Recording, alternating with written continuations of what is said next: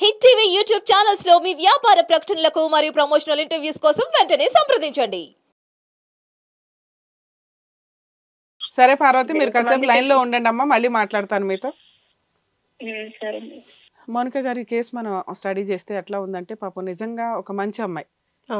పెళ్లి చేసుకున్నారు, కాపురం నిలబెట్టుకోవడానికి మాక్సిమం ప్రయత్నిస్తుంది, ఇద్దరు పిల్లల్ని పోషించుకుంటుంది, తనే పని చేసుకుని తనే కుటుంబాన్ని నడిపిస్తుంది. భర్త పరిస్థితి ఏంట్రా బాబు అంటే, చెప్పేవాళ్ళు ఎవ్వరూ లేరు, ఒక్కగానొక కొడుకు, అమ్మా నాన్న చనిపోయారు. పెళ్ళప్పుడే మామగారు లేరు ఈవిడికి. పెళ్ళి అయిన ఒక కొంతకాలం తర్వాత మొన్న ఈ మధ్య రీసెంట్గా ఓ 3-4 ఇయర్స్ బ్యాక్ ఎప్పుడు అత్తగారు చనిపోయారు. ఇప్పుడు అన్నదమ్ములు ఎవరన్నా ఉన్నారంటే వాళ్ళు లేరు. వాళ్ళ తరపున బాబాయ్ వచ్చి కదా పెళ్లి మాటలు మాట్లాడింది. సో ఇప్పుడు వాళ్ళు కూడా ముసలోళ్ళే అయిపోయి ఉంటారు, వాళ్ళు కూడా పెద్ద పట్టించుకునే అంత స్టేజ్లో ఉండరు. వీళ్ళు ఆల్రెడీ 13 ఇయర్స్ 12 ఇయర్స్ పిల్లలు కూడా ఉన్న పరిస్థితి. సో ఈవిడ ఆల్రెడీ అంత క్యారెక్టర్లెస్గా భర్త ఉన్న, కుటుంబాన్ని పట్టించుకోకపోతున్నా, ఎదురు విపరీతమైన డ్రింకర్, ఇలాంటి వ్యక్తి నాకు వద్దురా బాబు అంటారు ఎవరైనా కానీ.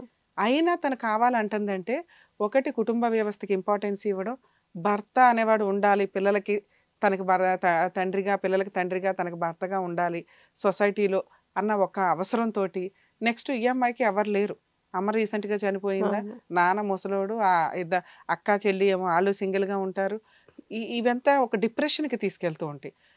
ఒక వ్యక్తి భర్త అనే క్యారెక్టర్ కరెక్ట్గా ఉండుంటే ఈవిడది అద్భుతమైన లైఫ్. ఎందుకంటే వెనకాల హెరాస్మెంట్ చేసే వాళ్ళు ఎవరూ లేరు.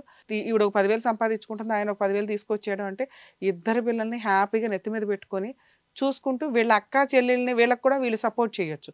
ఎందుకంటే వీళ్ళకంటే ఒక కుటుంబం లేదు, ఉన్నదే వీళ్ళ నలుగురు కాబట్టి వీళ్ళు కూడా ఒక ఫ్యామిలీ మెంబర్స్ లాగా రిలేటివ్స్గా కన్వర్ట్ అవుతారు, వాళ్ళ నాన్న చూసుకోవడానికి అవకాశం ఉంటుంది.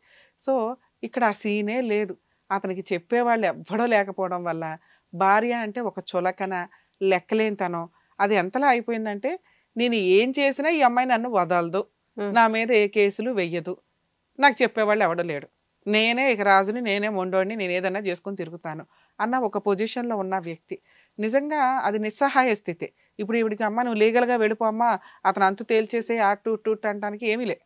ఎందుకంటే ఈవిడంటూ లీగల్గా వెళితే పని వదిలేసుకొని తిరగాలి.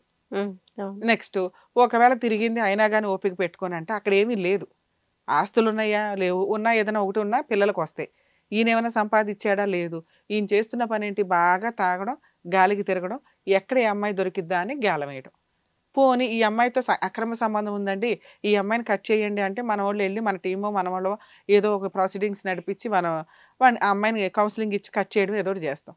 ఆ అమ్మాయే కాదు కదా, 20 రోజులు ఒక అమ్మాయితో వెళ్ళిపోయాడు, రీసెంట్గా ఇంకో అమ్మాయితో మాట్లాడుతున్నాడు, ఎదురు ఈయనే ఒక కండిషన్ పెడుతున్నారు, నేను ఒక అమ్మాయిని తెస్తాను, మనం మీ ముగ్గురితో పాటు ఆవిడ కూడా ఉంటుంది, ఇంకొక గుప్పుడు బియ్యమే కదా ఎక్స్ట్రా ఉండేదని విడ్డూరంగా మాట్లాడుతున్నాడు. ఇప్పుడు ఆ అమ్మాయిని కూడా తీసుకొస్తాడు అనుకుందాం, సరే యాక్సెప్ట్ చేయిద్దాం. మళ్ళీ ఇంకో 5వ అమ్మాయి, 6వ అమ్మాయి, 7వ అమ్మాయి ఇలా వస్తానే ఉంటారు కదా, లెక్కే లేదు ఇక్కడ. సో ఇతనికి ఆల్రెడీ ఒక టైప్ ఆఫ్ మొండితనం వచ్చేసింది. ఇలాంటి వ్యక్తిని ఈవిడ ఏం చేయాలి అంటే, మేబీ ఇంకో కొన్ని రోజులు అట్లా నడిపించడం. ఎందుకంటే లీగల్గా వెళ్ళినా అతని మీద పెద్దగా యూజే లేదు, ఒక పనికి మాలిన వ్యక్తి. ఇక ఇంట్లో ఒక వస్తువు ఉన్నట్లే అతన్ని ట్రీట్ చేసుకోవాలి తప్ప ఫోటో ఫ్రేమ్ కోసం ఉంచుకోవాల్సిందే అతన్ని. అతను మారిపోవాలి, మంచోడైపోవాలి, చెడు పద్ధతులన్నీ మారిపోవాలంటే అది అతని సహజ లక్షణం. అతని క్యారెక్టర్లెస్ అనేది ఏదో ఒక, ఇప్పుడు డ్రింక్ అనుకోండి, చెడు అలవాటు అయ్యింది, కట్ చేయించడానికి రిహాబిలిటేషన్ సెంటర్స్కో వేటికో తీసుకెళ్తాం. అమ్మాయిలకి లైన్ వేయడాలు ఇవన్నీ అంటే కొవ్వున్నంతకాలం ఇలాగే చేస్తాడు, ఒళ్ళు కొవ్వెక్కి చేసే పనులు కదా ఇవన్నీ. పోనీ ఇదేమన్నా ఒక్క అమ్మాయితో జరుగుతున్న వ్యవహారమా, ఎవరు దొరికితే వాళ్ళు. మరి అంత ఖాళీగా అక్కడ అమ్మాయిలు ఎట్ట దొరుకుతున్నారు, ఈయనకున్న టాలెంట్కి. ఈయన నోరు తెరిస్తేనే ఏరియా అంతా గబ్బు కొడుతుంది, ఎందుకంటే ఎడిక్ట్, డ్రింక్ అంత ఆల్కహాలిక్గా ఉన్న వ్యక్తిని. వాళ్ళు ఎంత ఖాళీగా ఉన్నారో, వాళ్ళు ఎంత నిస్సహాయ స్థితుల్లో ఉన్నారు. ఇక్కడ ఒక అమ్మాయి గురించి మనం మాట్లాడితే, ఆల్రెడీ అమ్మాయికి మ్యారేజ్ అయింది, భర్త ఉన్నాడు, మరి ఈయన ఎంత అందగాడో ఆవిడ పడిపోవడానికి.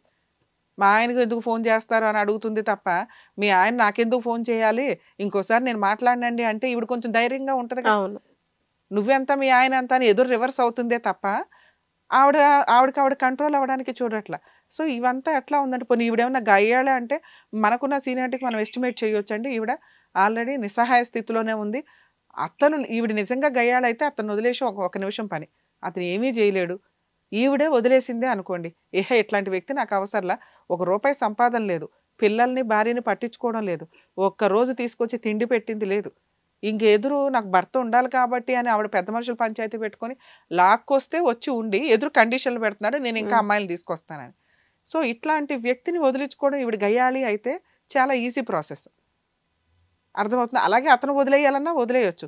అతను ఏంటంటే ఈవిని వదిలించుకోవడం కుదరక ఒకటి, ఈవిడ పరిస్థితి ఏంటంటే అతని మీద ఎటువంటి కేసులు వేయదు, అతన్ని వదిలించుకోలేదు. సో ఈవిడ నా మీద ఏ కేసులు వేయలేదు అనే మొండితనంతో అతను బిహేవ్ చేస్తున్న విధానం ఇదంతా. సో ఇప్పుడు ఈవిడకున్న ఆప్షన్స్ ఏంటి, ఏం చేస్తే బెటర్, వాళ్ళ ఆయన ఎలా మారతాడు?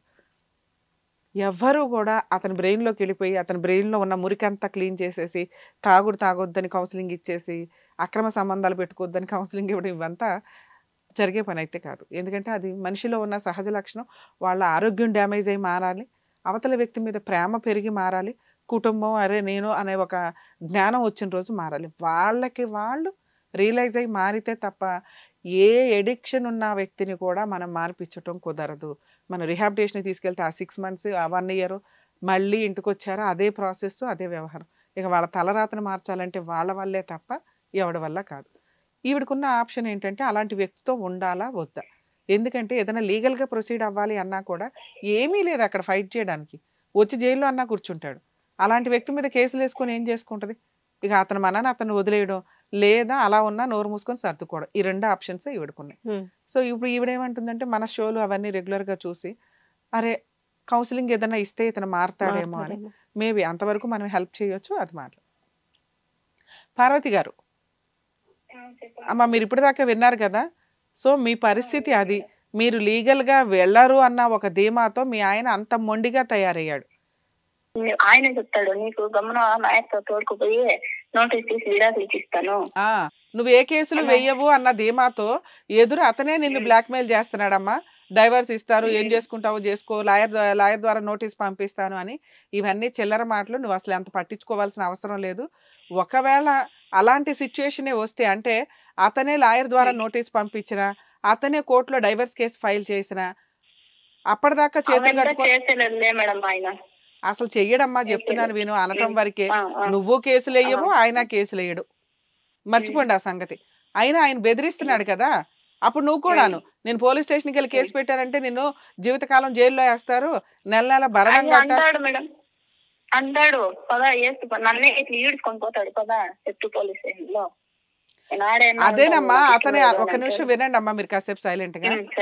అతను అనటం కాదు, మీరు అనాలి. అతను అనటం ఎట్లా ఉందంటే నువ్వు వెయ్యవు కాబట్టి నిన్ను లాక్కొని వస్తున్నాడు. రా కావాలంటే వెయ్యి, నేను వేయించుకుంటాను, నేను జైలుకి వెళ్తాను అని. నువ్వు వేసిన రోజు కదా అతనికి భయం స్టార్ట్ అవుతుంది. అరే ఈ అమ్మాయి కేసు వేస్తుంది అన్న ఒక భయం ఆయనకు ఉండాలి. అంటే అలా ఈసారి లాక్కెళ్ళినప్పుడు వేసిపడే. కంప్లైంట్ ఇవ్వడం వేరు, కేసు బుక్ చేయడం వేరమ్మా. ఒక కంప్లైంట్ ఇచ్చావనుకో, ఇప్పుడు మా స్టేజ్ మీద అతన్ని పిలిపించి కౌన్సిలింగ్ ఇవ్వండి అని ఎలా అడుగుతున్నావో పోలీసులు 4 పీకి కౌన్సిలింగ్ ఇస్తారు ఇట్లాంటి వ్యక్తికి. అర్థమవుతుందా? ఈసారి అలా అన్నాడు అనుకో, నువ్వే ముందు వెళ్ళిపోయి అలాగా ఓకే రారా బాబు అని చెప్పి తీసుకొని వెళ్ళి కౌన్సిలింగ్ కోసం నువ్వు ఒక కంప్లైంట్ ఇస్తే ఈడ్చుకొట్టి 4 కౌన్సిలింగ్స్ ఇస్తారు అతనికి. అప్పుడు ఈ అక్రమ సంబంధాల పంచాయతీలు, గోంగూరలు ఇవన్నీ బయటకు వస్తాయి. అర్థమవుతుందా?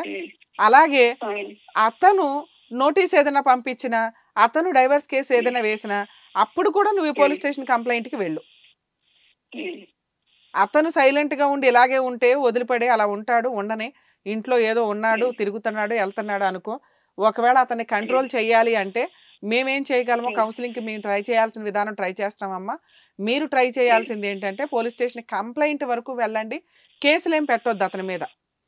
కౌన్సిలింగ్ కావాలి. కంప్లైంట్ కూడా ఇచ్చాను, వీళ్ళు వెళ్ళిపోయింటారు కదా అప్పుడు, కానీ వాళ్ళు ఏం రెస్పాన్స్ చేయలేదు. అమ్మా నువ్వు ఇచ్చిన కంప్లైంట్ మీ ఆయన మిస్ అయ్యాడు, కనిపించలేదు, ఇంట్లో నుంచి వెళ్ళిపోయాడు, ఎతికి పెట్టండి అని. ఇప్పుడు నేను చెప్తున్న కంప్లైంట్ ఇదిగోండి ఈ రకంగా ఈడ్చుకొచ్చి బయటికి లాక్కొని తంతున్నాడండి, అక్రమ సంబంధాలు పెట్టుకుని రోజు హింసిస్తున్నాడు, విడాకులు ఇస్తానంటున్నాడు, ఇల్లు పట్టించుకోవట్లేదు, నేను తెచ్చిన రూపాయి కూడా తాగుడికి వాడేస్తున్నాడు, రోజు కొడుతున్నాడు, నేను కష్టం పడలేకపోతున్నాను, నీకు 4 పేకండి అని చెప్పి ఇవ్వు. అప్పుడు వాళ్ళ పోలీసులు యాక్షన్ తీసుకుంటారు. ఈ లోపు మా తరపు నుంచి మేము ఏం చేయగలమో అది చేస్తాం నాన్న, నీకు మళ్ళీ ఫోన్ చేసి. మా ఆయనకి ఫోన్ అంతా ఇచ్చేదే మేడం. అదే నేను చెప్తామమ్మా, మా వాళ్ళు చెప్తారు మళ్ళీ మీకు. సరేనా? జాగ్రత్త. సో యాక్చువల్గా ఈవిడ పార్వతి గారు ఎటువంటి కేసులు వెయ్యరు అన్న ధీమాతోటి అతను ఏం చేస్తున్నాడంటే అతనే రమ్మని చెప్పు, రా కావాలంటే కేసులు వేసుకుని నేను జైలుకి వెళ్ళి కూర్చుంటాను అనటం. వేసినప్పుడు తెలుస్తుంది అసలు వ్యవహారం ఎలా ఉంటుంది అని. అట్లాంటప్పుడు వీళ్ళు కొంచెం డేర్ స్టెప్ వేయాలి. ఎందుకంటే అతనికి చెప్పడానికి ఎవరు లేరు. ఆవిడ ఉద్దేశం ఏంటంటే మనం పిలిచి కౌన్సిలింగ్ ఇస్తాం, ఆ తాగుడు మానిపిస్తాము అన్న ఒక వ్యవహారం. సో ఇవి అక్కడ నుంచి పిలిపించి బెంగళూరు నుంచి ఇవన్నీ చేయడం అనేది ఎంతవరకు మన టీం డెసిషన్ తీసుకుంటారు. రిమైనింగ్ లీగల్ ప్రొసీడింగ్స్లో ఈవిడ ఒకసారి పోలీస్ స్టేషన్ దాకా వెళ్ళి ఒక్క కంప్లైంట్ అంటూ ఫైల్ చేస్తే వాళ్ళు కొంచెం స్ట్రాంగ్గానే కౌన్సిలింగ్ ఇస్తారు. ఎందుకంటే ఇతని క్యారెక్టర్ అంతా కనిపించేస్తుంది. ఫుల్ డ్రింకరు, ఇల్లు పట్టించుకోడు, భార్య పిల్లలకు రూపాయి ఖర్చు పెట్టడు, వెనకాల ఎవడో లేడు పట్టించుకోవడానికి, అమ్మ నాన్న అన్నదమ్ములు ఎవరు, ఇక గాలి తిరుగులు తిరుగుతూ ఈయన ఫోన్ రికార్డ్స్ తీస్తే ఒక 20 మంది అమ్మాయిలు బయటపడతారు. ఇప్పుడు ఈవిడ చెప్తున్న దాని ప్రకారం. సో ఈ సిచ్యుయేషన్ ఉన్న వ్యక్తికి కాస్త వాత పెట్టాల్సిందే ఆవిడ. కానీ ఈవిడికి వెనకాల బ్యాక్గ్రౌండ్ ఎవరో ప్రాపర్గా లేకపోవడం, భర్త అనేవాడు ఉండాలి, ఆయనే దేవుడు అన్న ఒక ఫీలింగ్ మంచిదే, అలా ఉండే నిలబెట్టుకోవాలి. ఈవిడ వాల్యూ ఆయనకి తెలిస్తే మంచి కుటుంబం ఇది. ఈవిడ వాల్యూ ఆయనకి తెలియట్లా. 2 పిల్లలు, ఈ అమ్మాయి జీవితం నాశనం అయిపోద్ది, నా ఒక్కడి పొగర వల్ల, నా ఒక్కడి చెడు అలవాట్ల వల్ల అన్న జ్ఞానం ఏ మగాడికన్నా ఉంటే 90% కుటుంబాలు బాగుపడతాయండి. వాళ్ళు ఏంటంటే ఒకటి తాగుడు కంట్రోల్ చేసుకోలేక, ఇంకొకటి నేనే మగాడిని, నేనే ఏమన్నా చేయగలను అని. ఈ పొగరు తక్కువగా ఎవరికి ఉంటుంది అంటే అమ్మాయిలు కేసులు వేస్తూ ఉంటారు. కోట్లకు పోలీస్ స్టేషన్కి వెళ్తే తోలు తీస్తారా బాబు, ఎందుకు, వాళ్ళ వెనకాల బ్యాక్గ్రౌండ్ అంతా బాగుంటుంది, తల్లిదండ్రులు ఉంటారు, చెప్పేవాళ్ళు ఉంటారు, అతను ఒక్కడి మీదే కేసు కాదు ఫ్యామిలీ మెంబర్స్ అందరి మీద పడుతుంది కాబట్టి వాళ్ళు కొంత కంట్రోల్ అవుతారు. ఇలా బ్యాక్గ్రౌండ్ ఎవరు లేని వాళ్ళు ఎట్లా ఉంటుంది అంటే మొండితనం, ఇక్కడ ఉంటే ఇక్కడ ఉంటాడు, బెంగళూరు ఉంటే బెంగళూరు ఉంటాడు, లేకపోతే వేరే స్టేట్ వెళ్ళిపోతాడు. వెతుక్కోలేదు కదా ఈ అమ్మాయి. చుట్టాలు రిలేటివ్స్ వీళ్ళంతా ఎక్కువ ఉంటే వాళ్ళ ద్వారా పట్టుకోవచ్చు. అమ్మా నాన్న ఎవడో లేడు, రాడు మళ్ళీ వెనక్కి అనే ఒక భయంతో భర్త ఉండాలి అని ఆవిడ ఆలోచిస్తుంది. ఖచ్చితంగా ఇవిడ పోలీస్ స్టేషన్ కంప్లైంట్ ఇస్తే చాలా, కనీసం అతనికి స్ట్రాంగ్గా ఓ దెబ్బ పడే ఒక కౌన్సిలింగ్ నడిస్తే బెటర్. మేబీ పోలీసులు కొట్టరు కానీ కౌన్సిలింగ్లో ఎక్కడా కొట్టరు. కౌన్సిలింగ్ ప్రొసీడింగ్స్లో పోలీస్ స్టేషన్ దాకా వెళితే ఈవిడ వాల్యూ ఏంటో అతనికి తెలుస్తుంది అనేది నా ఉద్దేశం. మేబీ అలా వెళ్దాం, మన టీం ఏం చేయగలరో చేస్తారు. ఓకేనండి, బాగా ఎక్స్ప్లెయిన్ చేస్తారు. Thank you. Thank you.